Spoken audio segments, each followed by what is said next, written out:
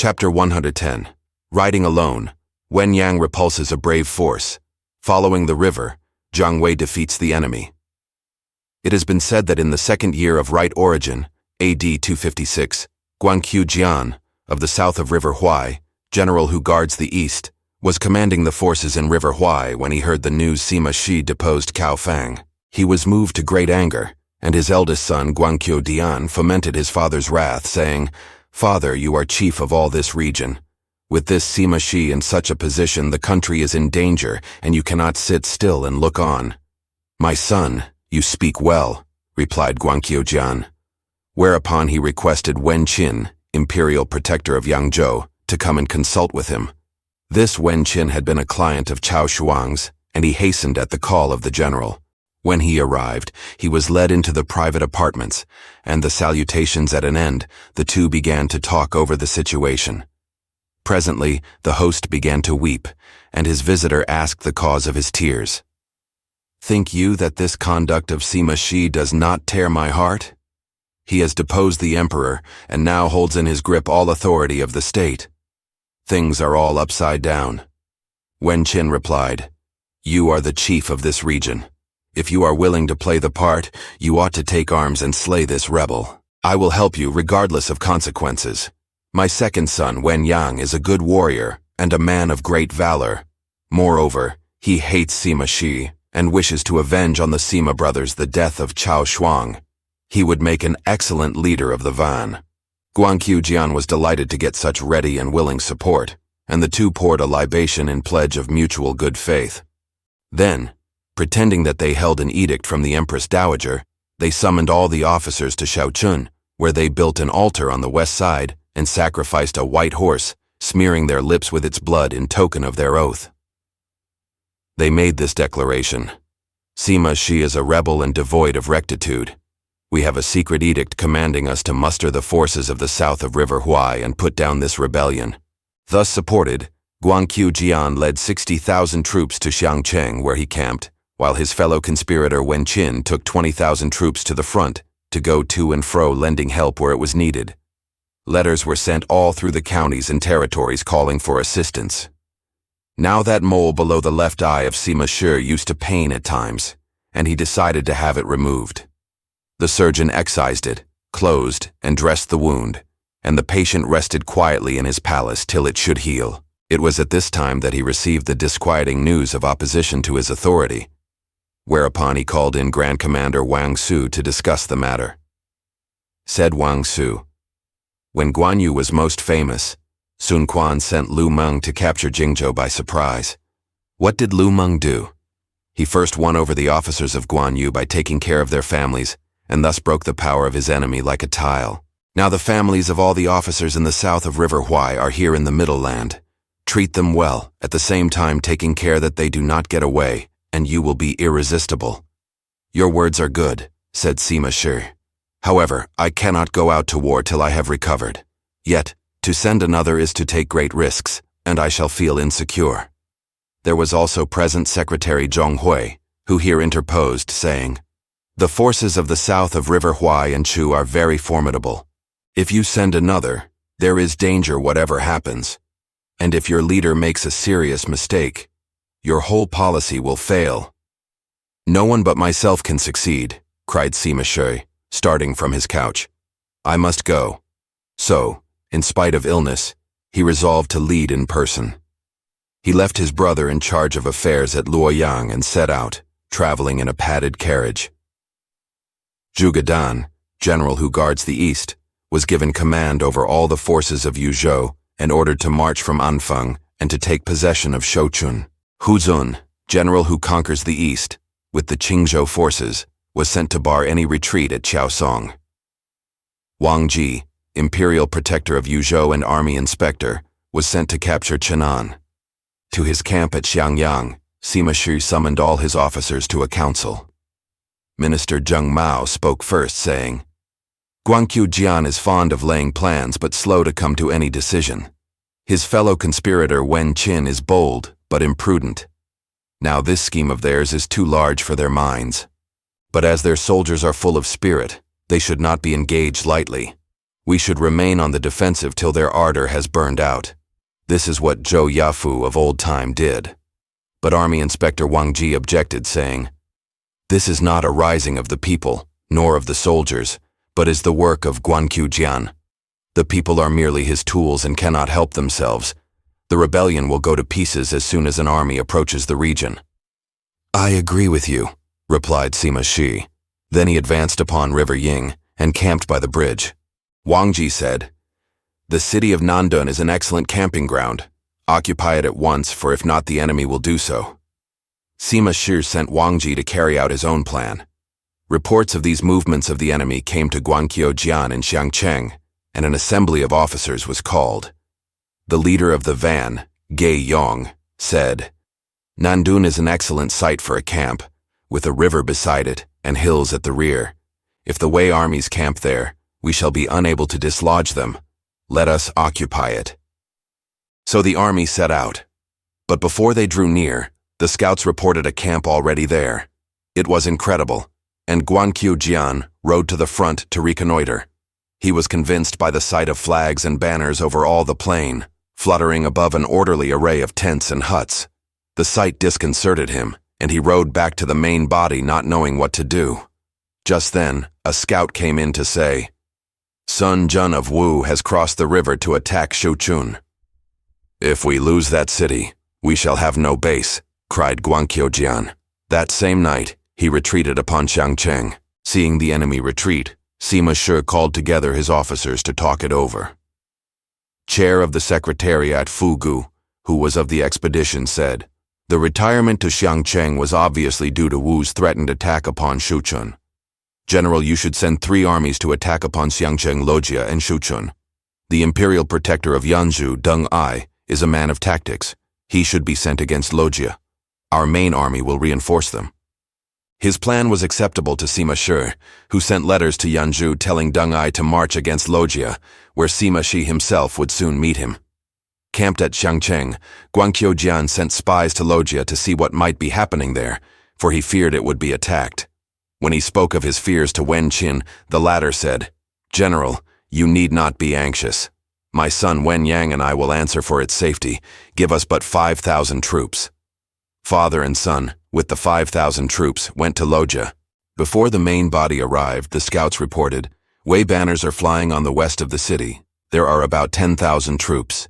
In their midst are seen authority ensigns such as white yaks' tails, golden axes, purple umbrellas, and a flag bearing the word Commander.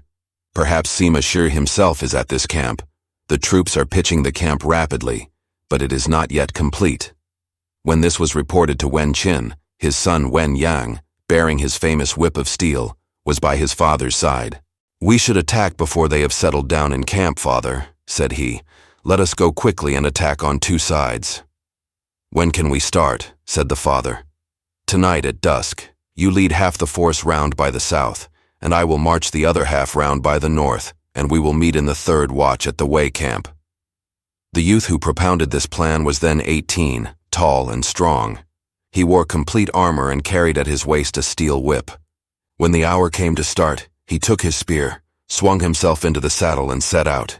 That night, Sima Shi, who had arrived and had at once set about settling into camp, lay on a couch in his tent, for he was still suffering pain from the surgery wound beneath his eye. The tent was surrounded by several hundred armored guards. Deng Ai had not arrived. About the 3rd watch, Sima Shi heard a great shouting and asked what it was. One replied, "An army has come round from the north and burst into the lines. The leader is too bold for anyone to face." Sima Shi became much troubled. His heart burned within him, and the excitement caused the wound to open, so that the eyeball protruded and blood flowed freely. The pain became intense, nearly unbearable. In his agony and alarm lest his army should be thrown into confusion, he lay gnawing the bedclothes till they were in rags. Wen Yang's force lost no time, but attacked as soon as it arrived. He dashed into the camp, slashing and thrusting right and left, and everyone gave way before him. If anyone stayed to oppose, the sharp spear or the terrible whip did its work, and that one fell. But after a time, seeing no sign of his father, Wen Yang grew anxious, and he had to retire several times before the fierce flights of arrows and crossbow bolts as he tried to reach the main tent. About daylight he heard shouts and thought they must mean the arrival of his father with help. But the shouting came from the north, and his father was to arrive by the south road. He galloped out to get a clearer view and saw a force sweeping down like a gale of wind. It was not his father, but a body of the enemy, and the leader was Deng Ai. Deng Ai rode forward shouting, "Rebel, flee not!" Wen Yang had no intention to flee. Setting his spear, he rode savagely toward his opponent. They engaged and fought 100 bouts without either gaining the advantage. Then, the duel still raging, the Wei army attacked in full force, and Wen Yang's troops began to give way and run, so that soon he found himself alone. However, he got clear of the fight and went away south. But he was pursued, for more than 100 Wei generals plucked up courage to follow when he ran away. They pressed on his heels till near the Lojia Bridge, when it seemed that they must catch him. Then he suddenly pulled up his steed, turned and rode in among them, flogging with the terrible steel whip, and wherever it struck there lay warriors and horses in confused heaps. So they left him, and he retook his way in peace. Then the Wei generals met and said, "Lo, here is a man who has driven us all backward, but we are many and may not suffer that." Wherefore they reformed, and once again took up pursuit. "You fools!" cried Wen Yang as he saw them coming on. "Have you then no regard for your lives?" Again he fell upon them with the steel whip and slew many, so that the survivors retreated. But yet again they found courage to come on, and yet again, but they had to fall back before the lash of that terrible whip. Wen Qin never reached the appointed rendezvous. In the darkness he lost his way among the precipices and gullies, whence he only got out as day dawned. He saw all the signs of a fight and a victory for Wei, but could not discover whither his son had gone. So he returned without fighting, and in spite of pursuit, made his way safely to Shuchun. Now Commander Yin Damu had accompanied Sima Shi on his expedition, but was no friend of his. He had been of the Cao Shuang's party, and bitterly resented the death of his patron. He was watching for a chance to avenge him. Seeing that Sima Shi was ill, he thought to secure his end by making friends with Wen Qin. So he went in to see the sick Sima Shi and said, "Wen Qin had no sincere intention to rebel, but was led astray by Guan Yu Jiang. If you will let me go and speak with him, he will come over to you at once." Sima Shi said he might go to try, and Yin Damu put on his armor and rode after Wen Qin. By and by he got near enough to shout, "Do you not recognize me? I am Yin Damu." Wen Qin stopped and looked back. Yin Damu removed his helmet that his face might be clearly seen and said, "O Imperial Protector, why can you not bear up for a few days?" Yin Damu implied that Sima Shi was very near death, and he wished Wen Qin to remain at hand. But Wen Qin did not understand. He abused Yin Damu and even threatened that the bowman should shoot, and Yin Damu could only sorrowfully turn away. When Wen Qin reached Shuchun and found it occupied by Zhuge Liang, he tried for Xiangcheng, but 3 armies under Hu Zun, Wang Ji, and Deng Ai came up and attacked at once so that it seemed impossible that his army could hold out long. So he decided to flee to Wu and serve Sun Jun. Guan Yu, then behind the walls of Xiangcheng, heard that Shuchun had fallen, that his fellow conspirator Wen Qin had failed, and with 3 armies against his city, knew that his case was desperate. He mustered all the forces in the city and marched out to try his fortune. As he went forth, he fell in with Deng Ai. He bade Ge Yong go out to fight, but Ge Yong fell in the first encounter, cut down by Deng Ai himself. The enemy came on in force. Guan Yu fought gallantly, but his army fell into confusion. Then 2 other armies under Wang Ji and Hu Zun came up, and he was completely surrounded.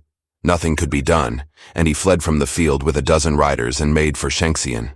Here Governor Song Bai received him kindly and comforted him with a feast. At the banquet, Guan Yu drowned his sorrows in the wine cup till he was helpless, when he was slain by his host. His head was sent to the Wei army as proof of his death, and the rising came to an end. Peace was restored in the south of River Huai. Sima Shi grew worse. Recovery being hopeless, he called Zhuge Liang to his tent and gave him a seal and conferred upon him the title of general who conquers the east, with command of all the forces in Yangzhou. And soon after the army marched back to Xuchang. The sick man began to have visions.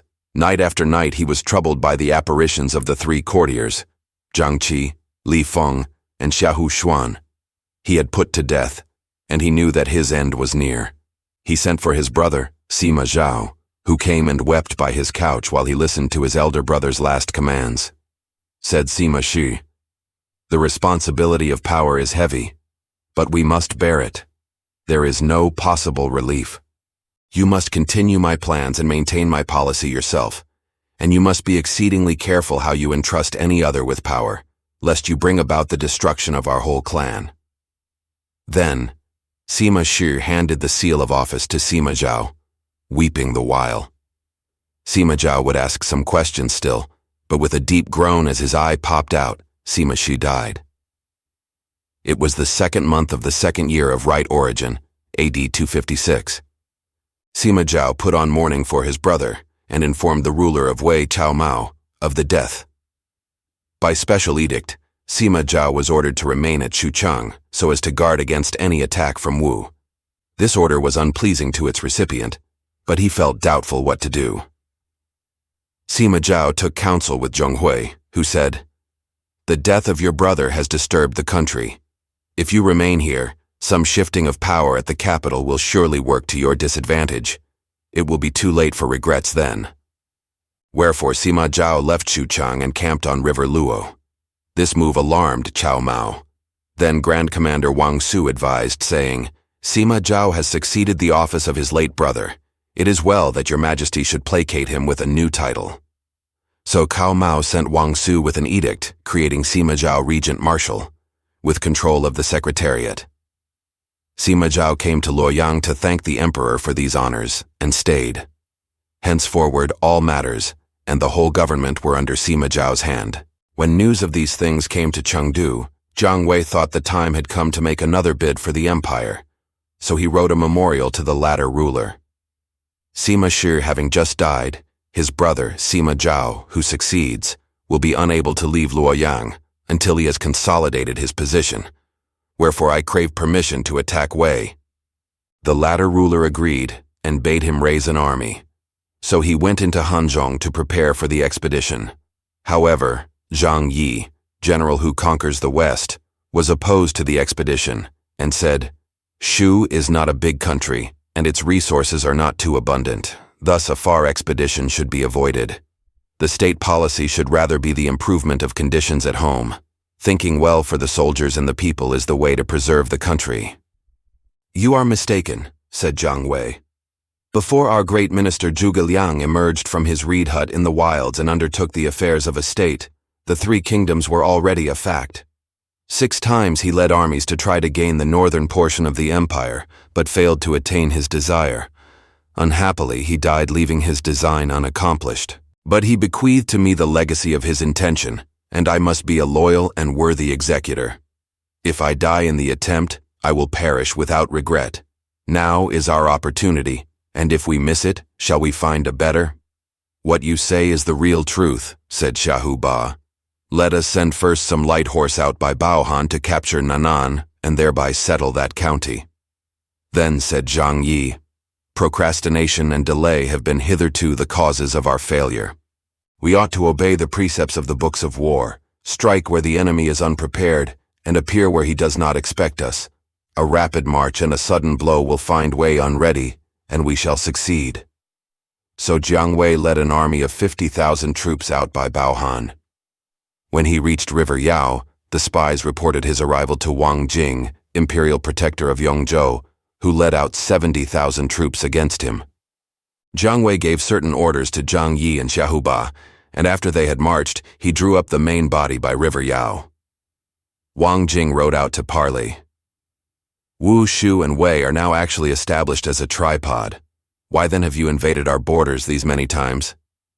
Jiang Wei replied, "Because Sima Shi deposed his prince without cause, and it behooves the neighboring countries to punish such a crime. Moreover, your country is a rival state."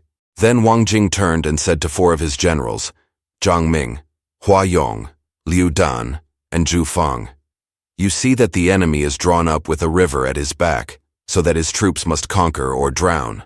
Though Jiang Wei is bold, you 4 can fight him at the same time and pursue if he retires." The 4 rode out 2 and 2.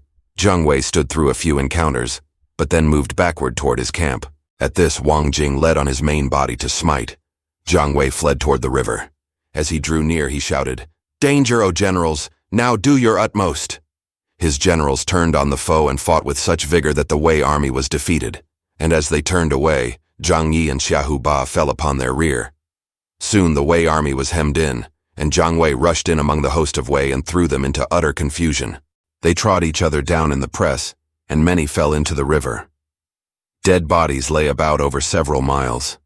Wang Jing and 100 horsemen forced their way out and fled to Didao, where they entered within the walls and barred the gates.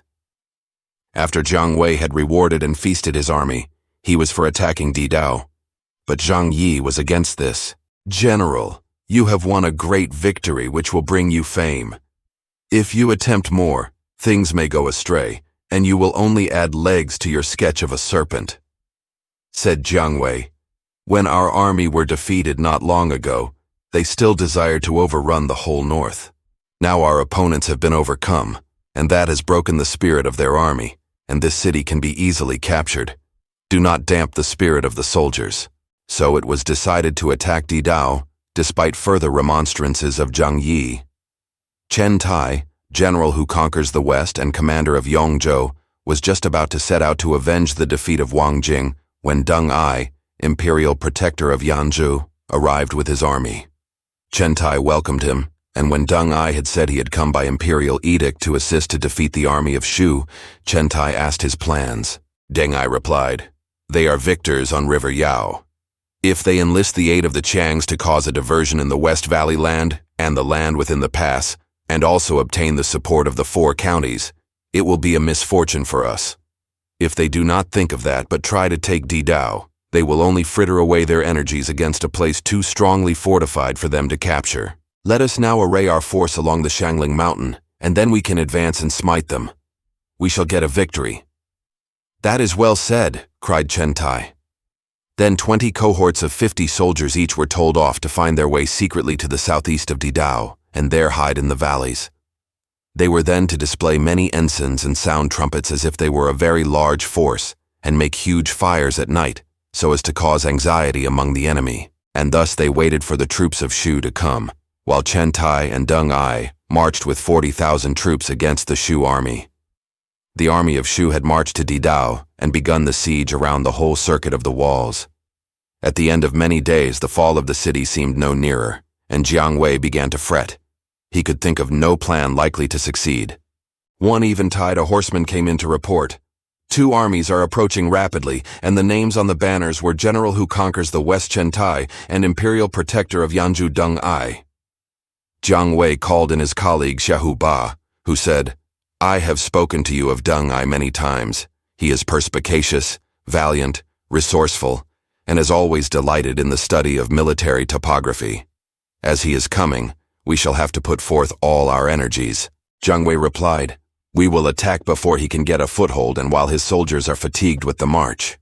So Zhang Yi was left to carry on the siege while the 2 leaders went out to meet the new armies.